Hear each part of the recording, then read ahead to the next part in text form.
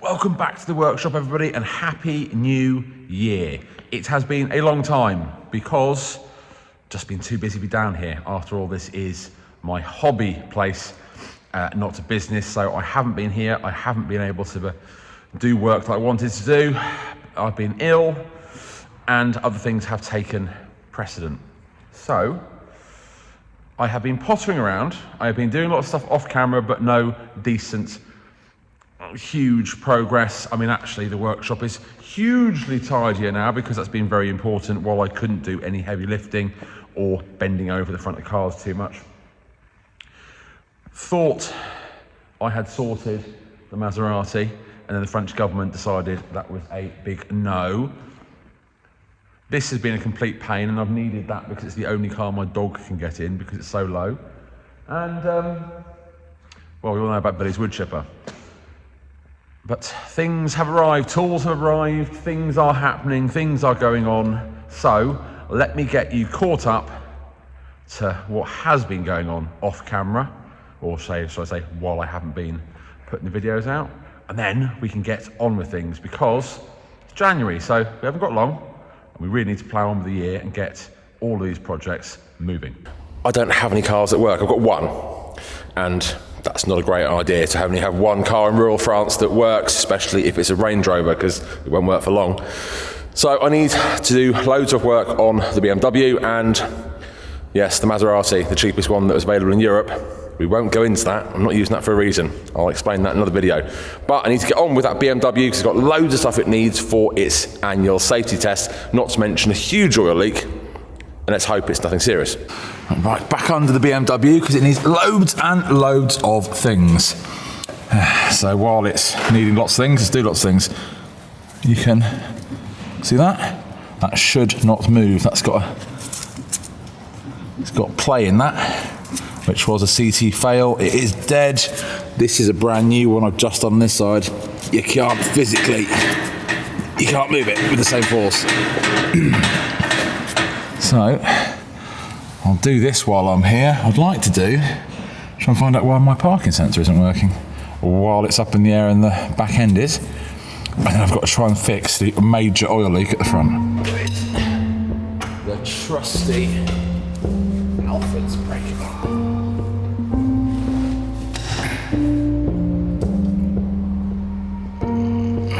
But hey!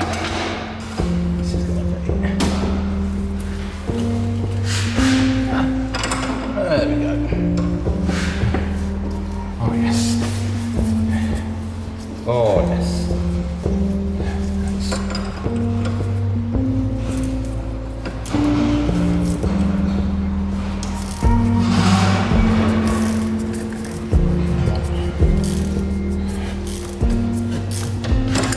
As you can see, the rubber seal has damaged. You've got water ingress. This moves around freely. Other end, I mean, it's old, so it does move freely, not unlike the new ones, but nowhere near. And the annoying thing about BMW compared to others is they actually use little torques in there to hold it while you're undoing the nut, whereas lots of others have a spanner on the other side, which is way easier. Right. Fresh and new, all done up. Replacing the lower control arms, and as you can see, that's just dead. There's so much play and movement in that. You can actually, I'll go up and down, there's just that ball joint is just dead. That really shouldn't have that much ease. And I've done one side, because always prefer, if I'm doing something in pairs, to do one thing and let all the swearing get out of the way before I put the camera on. So, let's get the other side done. Okay, got a bit of movement.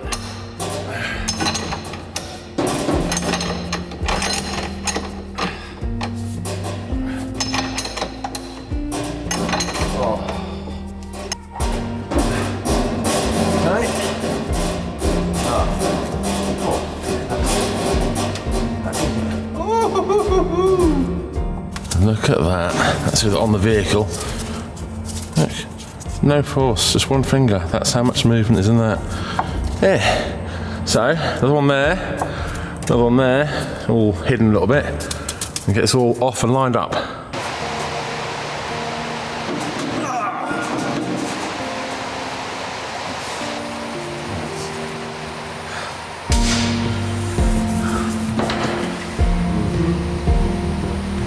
Everyone loves.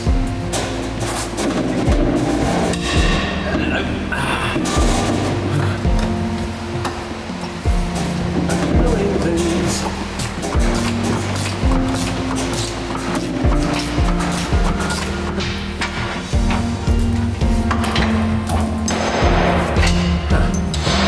All right.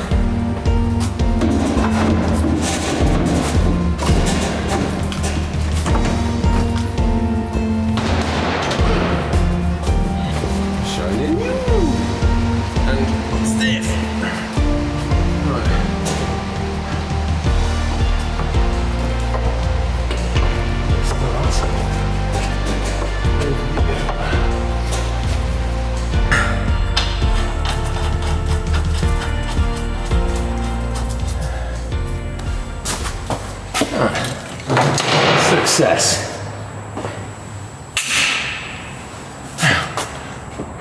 Time to just do it all up. I'm not saying I hate this, but it's not as easy as it could be. Right. Most of the wiring clips are undone that'll be in the way.